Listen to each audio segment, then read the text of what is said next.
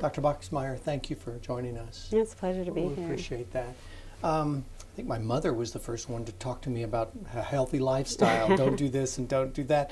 When you deal with people who come to you for guidance, patients who come to you, and you feel you can help them, give us a broad view initially of the kinds of things that you deal with when you talk to people, when you're trying to improve their happiness, their health, and their lifestyle. What are some of the things? Well, what we've really tried to do is just understand the individual and their story. And often as part about learning about them as a person and their story, we notice that, and the research supports this, that the way we spend each day actually makes a big difference in both our health and our mental health. So whether someone's dealing with a specific mental health condition or not, we often work with just daily choices and habits that can make them healthier and happier. I guess those of us who are in a good relationship, happily married, have healthy children, have a healthy spouse, might take that for granted.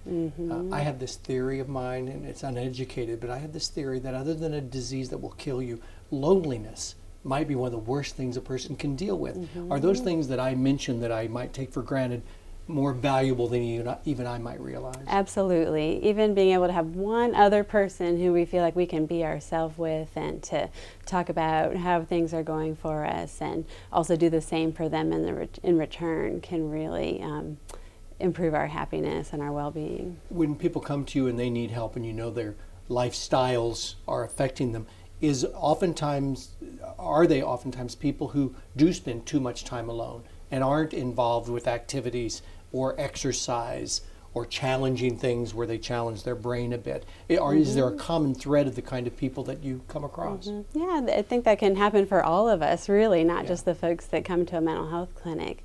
That there are lots of demands on our time these days, and a lot of the kind of quick fixes that we go to don't always help us feel the best or the best for our relationships. So making sure that we're spending the time around other people, not just communicating through text and technology, but actually face-to-face relationships are very valuable, and as well as other ways that we can spend our time. If I came to you and said, I'm not happy, I'm healthy, my health's okay, but I'm just not happy, what kind of questions would you ask me initially? What would that first interview be like? What would you say, well, Mike, tell me this. What kind of things do you want to know?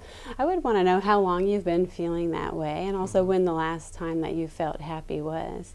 And feelings like happiness or sadness can often be pretty fleeting, but we often look for feelings like joy or fulfillment. And the last time you were really feeling a lot of joy or fulfillment in your life, what was going on and how is that different from what's been going on recently? And trying to help the person identify those things that really helps them feel fulfilled and content. And if they've gotten away from that, how they can get back to that.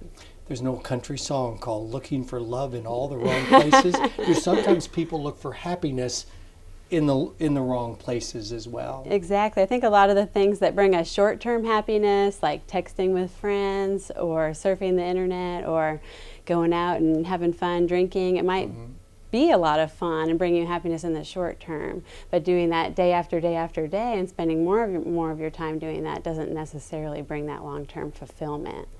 I have found that if I start feeling a bit down, that the sooner I find a way to do something for someone else, not go out and try to make myself happy, but try to make someone else happy, I find that to be therapeutic. Is there a little bit of logic to that? Yes, absolutely. We're finding in the research that finding ways of doing for others, as well as finding things that we're grateful for, are some of the best things that we can do on a daily basis that will also bring us fulfillment in our life. And not to feel guilty about that. Some people feel guilty if they do something in service to others and get benefit from it themselves. But we look at it as a win-win.